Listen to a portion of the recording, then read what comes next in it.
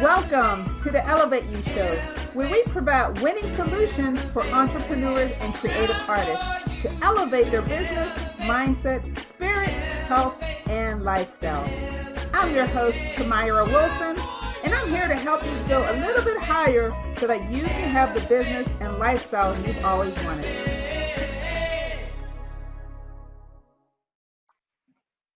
Hello, and welcome to the Elevate You Show.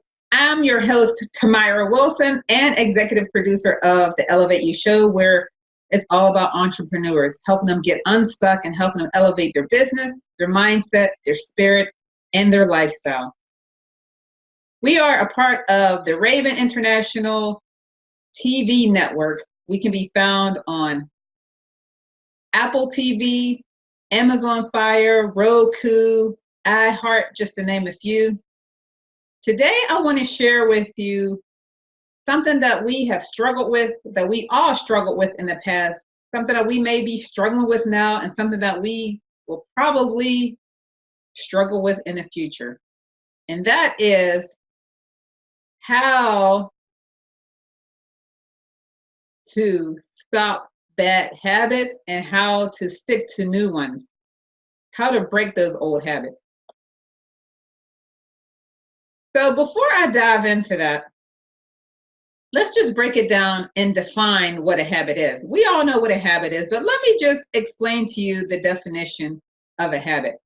A habit is an acquired behavior pattern regularly followed until it has become almost involuntary. And that's basically a good example of that would be looking both ways before crossing the street. Or in America, everybody takes a bath or a shower every day and brush their teeth, at least in America. And if you guys aren't taking a bath or brush your teeth every day, shame on you.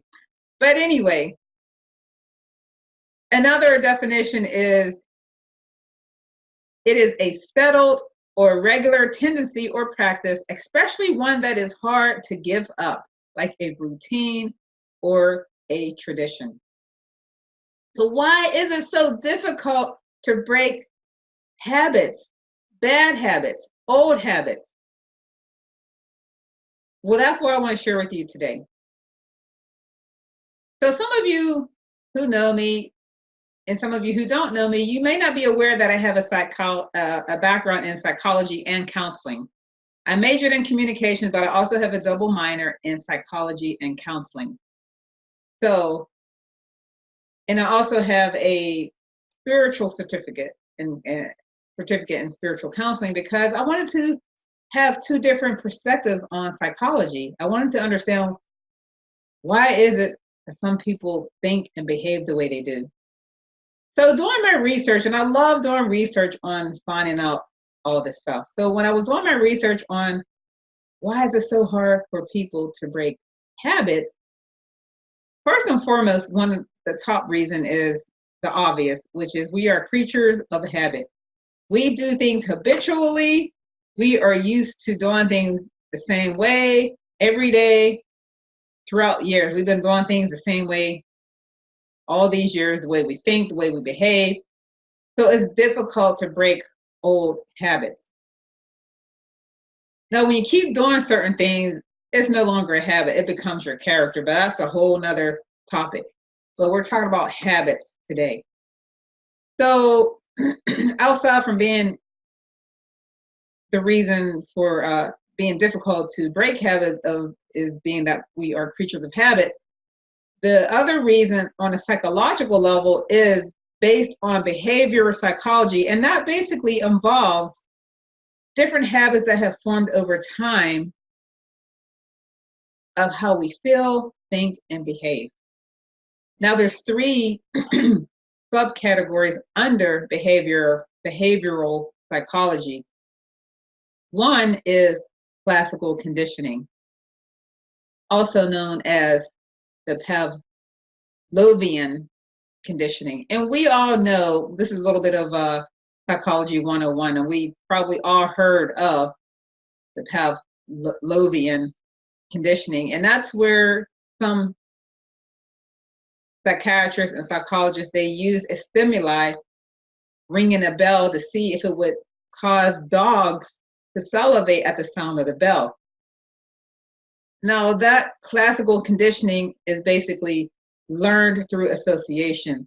That's what that whole principle is. The second subcategory is operant learning. And that is developed by either using positive or negative reinforcement. Now, a good example of that would be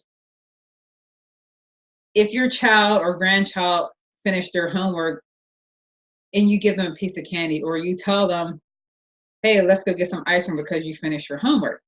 That is a positive reinforcement for them doing something. Now, I know some of you parents and grandparents out there that are listening or watching may be thinking, I'm not going to reward my child or grandchild for completing something that they should already be doing anyway. I get it, but I just wanted to use that as an example. So the third subcategory under behavioral psychology is observational learning. Observational learning is basically learning when you learn by other people's behavior, their attitudes, and then you model after them. So those are the three subcategories under behavioral psychology. Now, the second reason why it's so difficult for people to break habits is due to neuroscience. You know that researchers say that there are certain neurons in our brains where habit formation takes place, and every time that new behavior is formed, the neurons fire off. And then it subsides when the behavior is new, and then it subsides again once that behavior is finished. I thought that was pretty interesting. So what happens during this process is patterns form over a period of time in our brain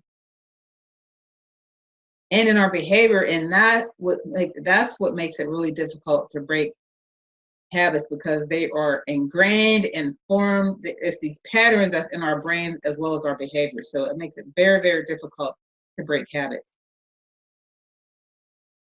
So let's shift gears for a moment and talk about ways that you can force yourself to stick to new habits. The first way is through pattern interruption. Now, I mentioned previously as far as the patterns in our brain. So how do you use pattern interruption to break habits? Let's just say, for example, you wanted to break the habit of drinking coffee and eating a donut, and your new habit was to replace that old habit with the new habit of drinking a healthy smoothie in the morning. Let's just say you drive down the same road every day on your way to work, and you pass your favorite donut place where you get your donuts and your coffee. So to interrupt that pattern, drive a different way. Drive a different way and find another route to go where you can get your smoothie. That's how you can interrupt the pattern. Or let's say you had a bad spending habit. You know, when you go to the mall, instead of you taking your wallet with you, leave your wallet in the car or at home and go to the mall. Instead of you having your wallet to pull out your purse or your pocket, you won't have it. You're interrupting that pattern that you're so accustomed to doing. That's how you can interrupt the pattern. A second way is to don't overdo it. Develop one habit at a time. Don't get me wrong. I know everybody has, this happens around New Year's resolution time. Around that time, everybody is rushing to join different fitness centers, hiring nutritionists. They go to yoga because they just want a whole new makeover. They want to eat better. They want a new body. They just want to be healthy all the way around. some people say, you know what, I want to read a book every day or every month. They'll add that on top of exercising, eating healthy. Some people say, I want to write a book this year. Then they'll add that on. And in their mind, they have the intention to write a chapter every day. They add all these things on for a new habit to develop. And that's fine, because we all can add 5 or 10 things and start off strong and fresh. It's easy to start, but let me tell you, it's not easy to finish and to maintain and be consistent throughout the process of developing a new habit. So stick to developing one habit. The third way of how you can force yourself to stick to a habit is to focus on the actions and not the results. What do I mean by that? Let's say your new habit was to work out every day because you're trying to get your 6-pack for some special event, or you just want to have a 6-pack. Focus on the action. Now, instead of you in your mind saying, you know what, I'm going to do 100 sit-ups every day. So you do those 100 sit-ups. After you do those 100 sit-ups, you run to the mirror, lift up your shirt so you can see, oh my gosh, did those 100 sit-ups, do I have a muscle coming through? Let me see. Don't focus on the results. Focus on the action first. The action is just doing it. Get up, get in position to do your workout, to do all your sit-ups. Or maybe you want to meditate. Maybe you want to learn to develop a habit of meditating more. So focus on the action. Just get your butt up and sit down in complete stillness and quietness. Just do that. Don't focus on how long you're going to meditate, the results of that meditation. You know, some people say, oh, I'm going to meditate for 10, 15 minutes. No. It's difficult. It takes a lot of energy and focus to still and quiet your mind, because your mind is just active all the time, and to just sit in complete stillness and quietness, to just quiet your mind, it takes a lot of work. So just focus on the action of getting up, going to your quiet space, sitting down, and just practicing. Don't even think about the results of it. Just get in the habit of practicing, doing the action. The fourth way is to be consistent. Consistency equals success.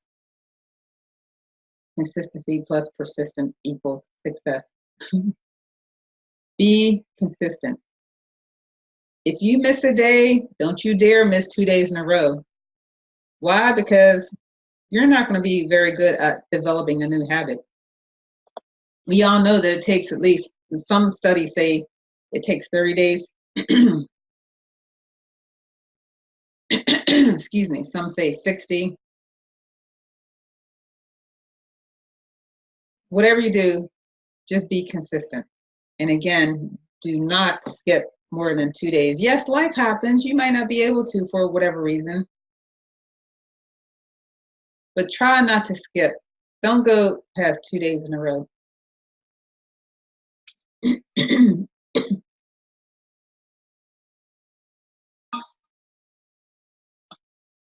The fifth way is to monitor your thoughts.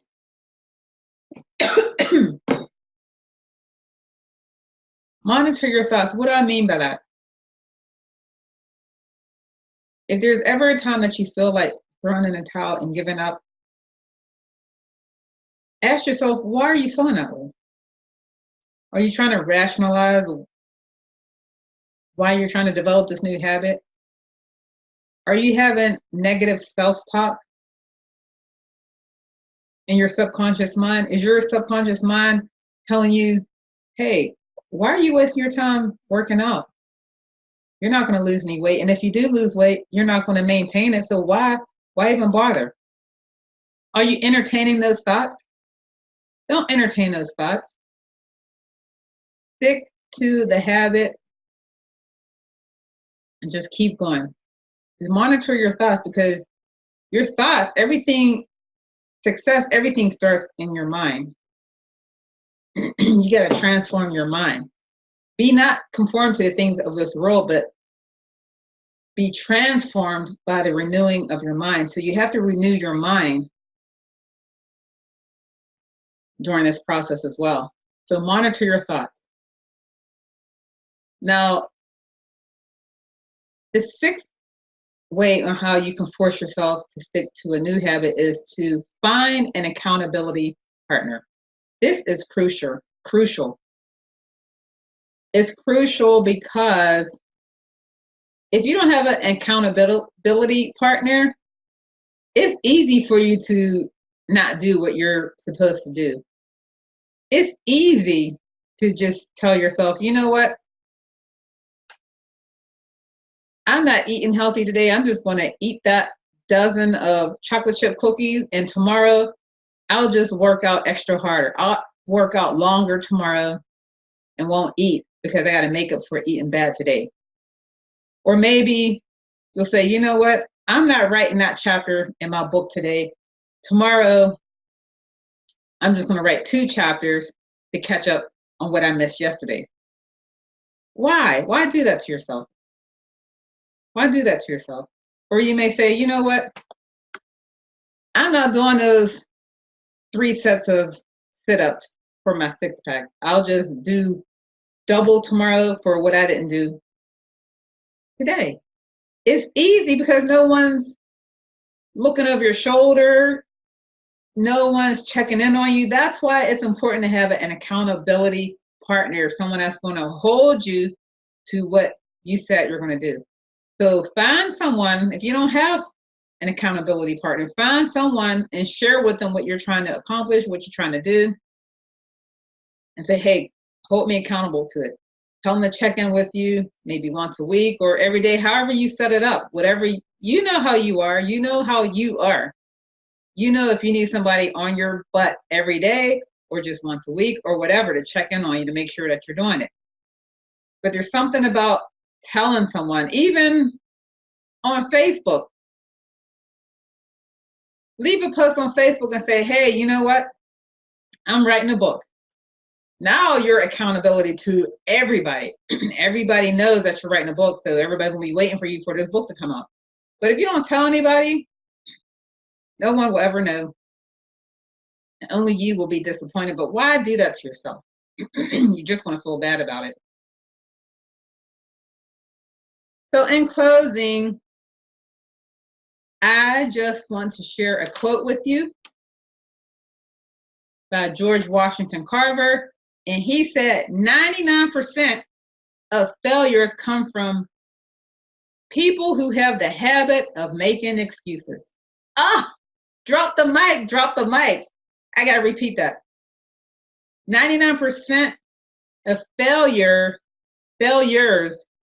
comes from people who have a habit of making excuses. Is that powerful or what? That reminds me of one of my former mentors, Danny Johnson. She's a female she was homeless, and now she is a multi-millionaire. Multi-millionaire. She said at one of her events one time that an excuse is nothing but a well-planned lie. So let me ask you a question. How many excuses have you told yourself in the past, or that you're telling yourself right now, as to why you are in the place that you currently are? What excuse are you telling yourself not to develop the discipline to exercise every day so that you can be healthy? What excuse are you telling yourself not to eat healthy so that you can live longer and have a healthy vessel? What excuse are you telling yourself not to write your book today? What excuse are you telling yourself? What excuse? What excuse are you telling yourself not to start your online business? What excuse are you telling yourself not to do whatever, not to call this person, not to go to a networking event? What excuse are you telling yourself? What excuse are you telling yourself not to travel somewhere? You have the money. Money's not an issue. If money's not an issue, what is your excuse? What is the excuse you're telling yourself not to buy your first home? What is your excuse? I don't know. I don't know. Only you can answer that. But take time to evaluate that. Think about what habits are you developing? Do you have the discipline to develop a habit? And if you listen to the previous presentation or show, I mentioned the 5 things that you can do in your spare time to become a successful entrepreneur.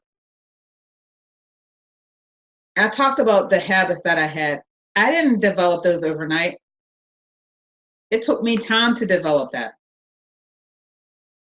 And once I developed it, it became easier and easier and easier. So don't make any excuses. It's all about discipline. It's all about developing a habit. Start with one habit, just one, okay? No more excuses, no more excuses. All right, so that is it, you guys. Thank you guys for tuning in. I hope you guys got something out of this. I hope you guys did. I hope you will apply some of the things that I shared with you so you can elevate in your business, your mindset, your health, and your life. And until next time, remember to elevate you and celebrate you, because guess what? No one else may not. So, and in case someone hasn't, I celebrate you today. So go ahead and elevate yourself. Until next time, God bless.